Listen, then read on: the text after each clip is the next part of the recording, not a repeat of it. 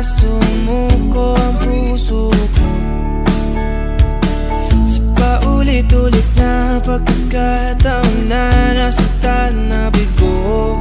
Mukhang delikado na naman ako. Bakit ba kinikilig na naman ako? Pero ngayon ay parang kakaiba. Pag nakatingin sa iyong mata, ang mundo ay kalma.